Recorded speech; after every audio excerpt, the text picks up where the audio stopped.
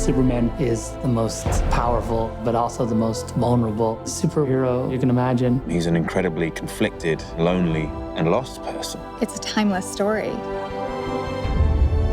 Superman is a story for everybody. It's going to be intense, visceral, really exciting to watch. We need champions and we need someone to believe in. It's about the potential for every person to be a force for good. We have to believe that somebody can make things right. From the first time I could ever remember, Superman was one of the people I wanted to be.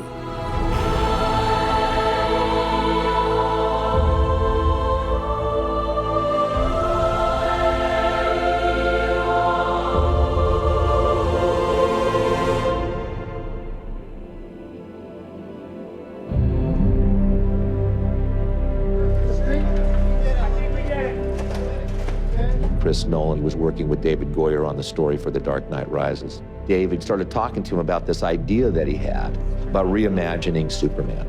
Our approach was not a comic book Superman. It was just to do a more realistic Superman, a Superman that exists in a real world. One more, just like that, right. I remember I said to Zach, I don't know how you do this. I don't know how you take this character and modernize him and make him cool to a modern audience. And they pitched their ideas, and we were like, wow, they figured it out. What Chris and David did was, let's let the audience participate in the experience of being Superman without breaking the things that make him Superman. They were able to sort of make him relatable, ground him, and make him feel real. Not bad. The holy grail of the rehearsal is still out there. Working with Zach is great. His energy is always up. As much as the hours are extremely long, Zach keeps stuff interesting. Zach is very detail-oriented. He never misses anything. He just has a really strong idea of the story, and he has a really strong idea of character. Zach knows exactly what he's looking for, and he knows when he has it, and that gives you a certain amount of confidence. You'll turn, and then you just press on. One really interesting thing with Zach, he's probably chosen the hardest possible way by making it, for the most part, a single camera. You don't work on movies of this scale with a single camera. Even though we're walking around and making shots, the frame is always being analyzed and refined as we go. Boom, they come off. He wanted to give the film this feeling that even though we're dealing with a superhero, this could be going on, or maybe it could happen tomorrow. We tried to land Superman in America. It was really important to ground him in a reality that we can understand. This story is a very realistic mirror. It's a 2012, 2013 world. We wanted to have real places. We didn't want Superman to crash into a fictitious location. We wanted everything to feel as real as possible. There are ways into the story through that contemporary world. There's a real connection for the audience to understand this is our contemporary condition. The most minute little detail all the way to the biggest, broadest concept, all of it gets the same attention. It really makes the movie deeper and more interesting on every level.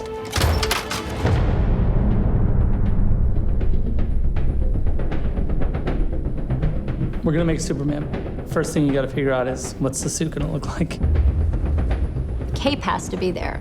If you look at the suit without the cape, you realize it's not Superman. But you know what? I think the underwear outside the pants is something that maybe can go. The reason why his underwear is on the outside of his pants, it's a leftover from Victorian era strongman. I probably looked at hundreds of versions with underwear. It fell by the boards because I couldn't make it consistent with the world that we were creating. It was really important for Zach for the suit to make sense. So it's not like, where did the suit come from? Did he hand make it? Did his mom make it? We had to create a world where that kind of outfit was commonplace and make that feel natural. It's kind of like chainmail to the knights of medieval times. When we go to Krypton, you can see the council members, the soldiers, they all have the same skin suit. Sometimes you'd see it with a cape, or sometimes armor would go on top of it. It's a really high-tech kind of fabric, which I think is a nice departure from the spandex. What's the S stand for? It's not an S. In my world, it means hope. Well, here it's an S.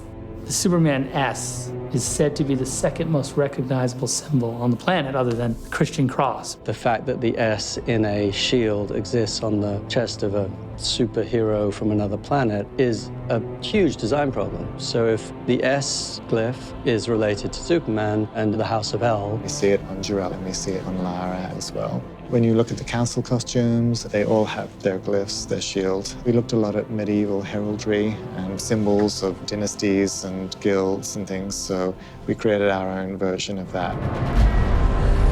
You have to go and find the why of it. You know, it's like an illuminated text. There's a reason why those monks have been redrawing that same thing for 1,000 years. It's got a very alien feel to it, while being recognizable as a suit that we know and love. It's that fine line of reinventing him, but still seeing him in there.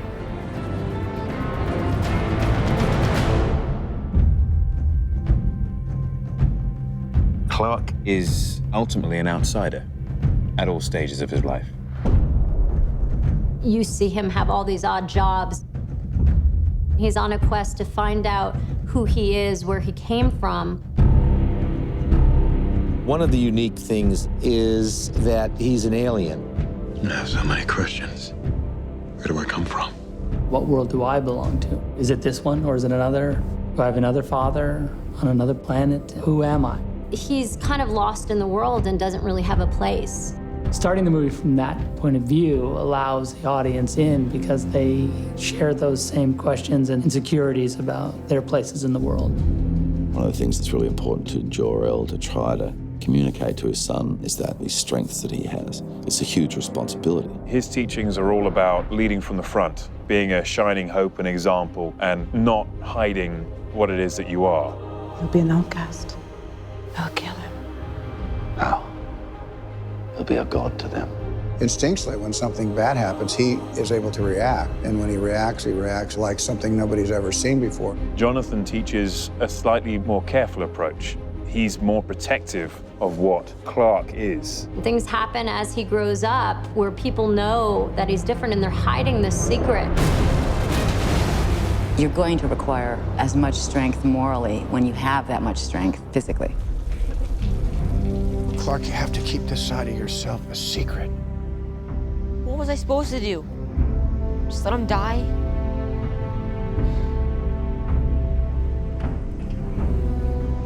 Maybe. We have this character that has all these incredible powers. Everybody wants to fly. Who doesn't want to fly? Everybody has the same dream, the defiance of gravity and all that that symbolizes. Obviously, we see Superman fly because he can control his power and his speed. I wonder what it would be like to be able to just take to the sky, to feel the wind through my hair would be the most incredible thing.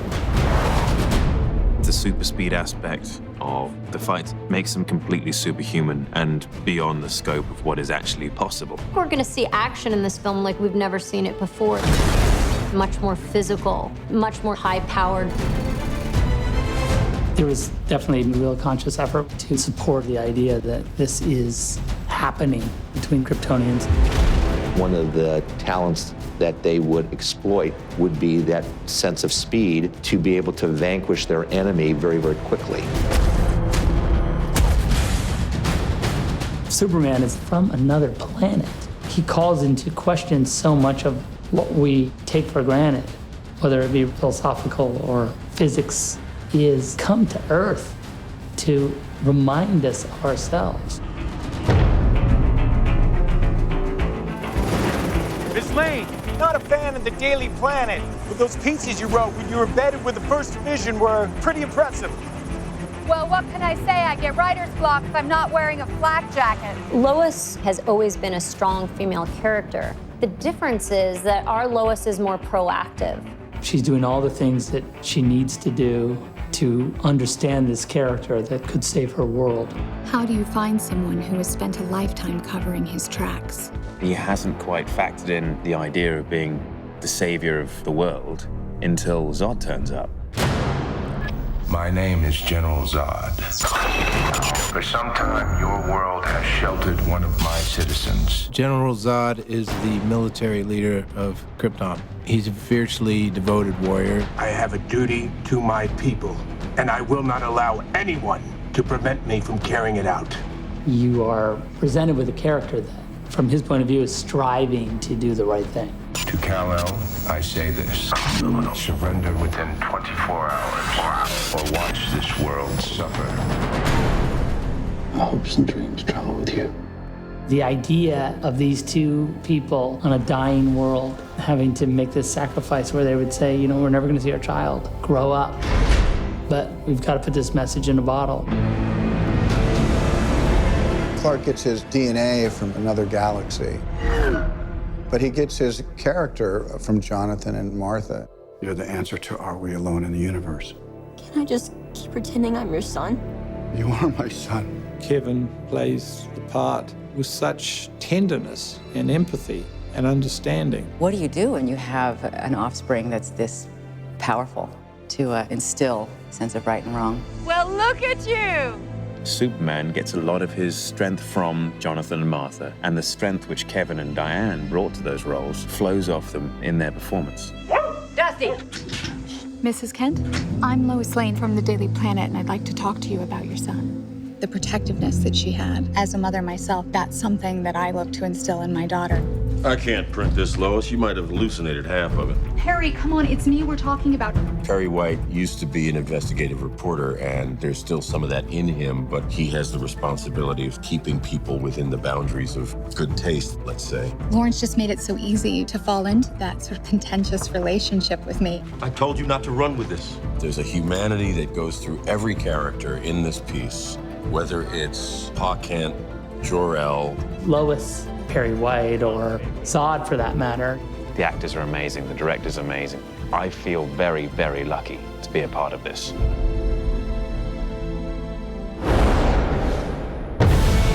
It's reinventing Superman. What'll really be modern about what we're doing is Zach's vision of it. This imagining has such a sense of humanity. It's a spectacular adventure. People are going to feel part of the movie. The scope and scale of the movie is epic. Every scene, every moment, you haven't seen that.